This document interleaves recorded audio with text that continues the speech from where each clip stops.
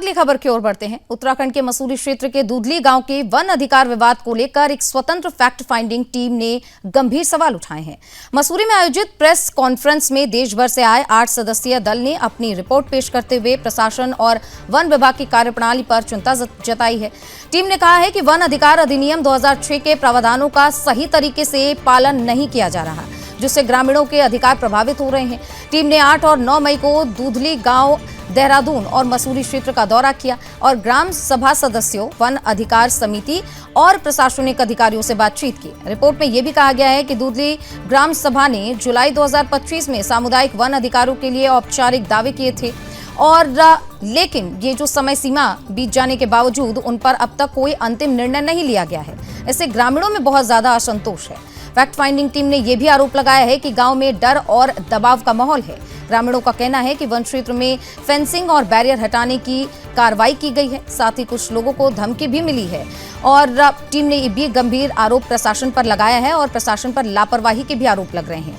Team के सदस्यों ने यह भी मांग उठाई है कि ग्राम सभा को उसके कानूनी अधिकार दिए जाएं और लंबित दावों का जल्द से जल्द निस्तारण भी किया जाए। उनका यह भी कहना है कि मामला सिर्फ प्रशासनिक नहीं है बल्कि संवैधानिक अधिकारों से भी जुड़ा है। प्रेस कॉन्फ्रेंस में शामिल ममता दास और सृष्टि दत्ता अग्निहोत्री सहित अन्य सदस्यों ने राज्य सरकार और जनजातीय कार्य मंत्रालय से मामले में तुरंत ही हस्तक्षेप की मांग कर दी है और उन्होंने ये भी कहा है कि निष्पक्ष जांच होनी चाहिए, दोषियों पर त्वरित कार्रवाई होनी चाहिए, ग्रामीणों के अधिकारों की रक्षा सुनिश्चित होनी चाहिए। टीम ने स्पष्ट किया है कि अगर समय रहते समाधान नहीं दिया गया और ये मुद्दा गंभीरता से नहीं लिया गया तो और भी ज्यादा जो है ग्रामीणों में असंतोष बढ़ेगा और प्रशासन के बीच तनाव बढ़ने की भी आशंका है। हमने जो देखा या समझा वो है कि उन्होंने वनाधिकार अधिनियम 2006 और उसका जो रूल्स है 2008 और संशोधित अमेंडमेंट रूल जो आए 2012 के तहत किया है।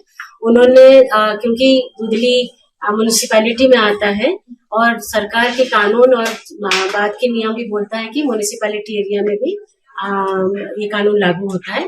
तो म्युनिसिपैलिटी के तहत ग्राम सभा की बैठक बुलाई गई थी।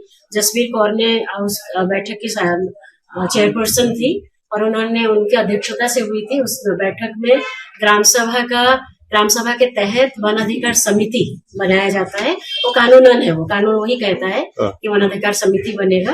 वन अधिकार समिति बनाने के बाद वन अधिकार समिति के तहत लोगों ने पूरा एरिया को मैप किया। पूरा एक प्रोसेस होता है उसका, फॉरेस्ट राइट्स एक्ट में पूरा लिखित में लिखा गया है। एक इंडिपेंडेंट कमेटी के हिसाब से सारे स्टेक होल्डर्स से बात की। हम प्रशासन के भी कुछ लोगों से मिले और जो अफेक्टेड ग्राम सभा के लोग हैं उनसे भी मिले और हमारा बेसिक रिकमेंडेशन है कि जो दावा किया गया है ग्राम सभा के द्वारा उस पर जल्द से जल्द फैसला FRA जो कानून उसके दायरे में किया जाना चाहिए। इसके अलावा हमने ये भी रिक्वेस्ट किया है कि जो सारे स्टेक होल्डर्स हैं एडमिनिस्ट्रेशन में वो कानून को फैसिलिटेट करने का रवैया अपनाएं और जो एक ऑफिशियल इन्वेस्टिगेशन भी हमने रेकमेंड किया है जो मिनिस्ट्री ऑफ ट्राइबल अफेयर्स है, वो अगर एक इंडिपेंडेंट कमेटी कॉन्स्टिट्यूट करके, एक ऑफिशियल कमेटी कॉन्स्टिट्यूट करके इस इशू को एग्जामिन करे